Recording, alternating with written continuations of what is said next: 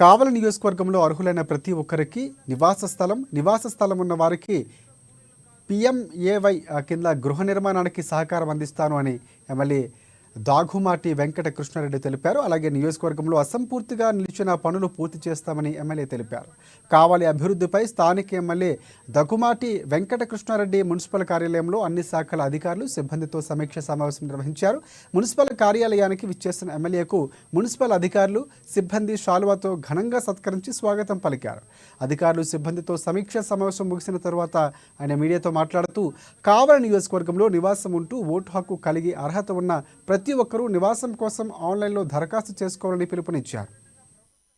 ఈ ప్రభుత్వంలో కట్టబోయేటువంటి ఇళ్ళు ఇసుక గూడులు కాదు, విశాలమైనటువంటి స్థలంలో కట్టుకునేందుకు ఈరోజు శ్రీ నారా చంద్రబాబు నాయుడు రాష్ట్ర ముఖ్యమంత్రుల యొక్క నాయకత్వంలో ఈ రోజున అర్బన్లో ఉన్నటువంటి ప్రతి పేదవాడికి కూడా 2 సెంట్లు లెక్కన ఈరోజు స్థలాలు ఇచ్చి వాళ్ళందరూ కూడా ఇల్లు కట్టుకునే దానికి అవకాశం కల్పించబోతున్నారు.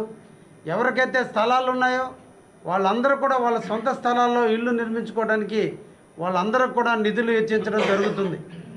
ఈ రోజున ప్రధానమంత్రి ఆవాస్ యోజన పథకం కింద ఈరోజు 2.5 లక్షల రూపాయలతో ఈ రోజున ప్రతి కాలనీకి నిధులు ఇవ్వడం జరుగుతుంది.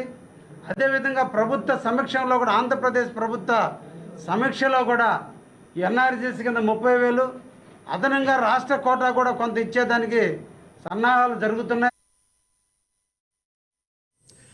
26 సంవత్సరాలుగా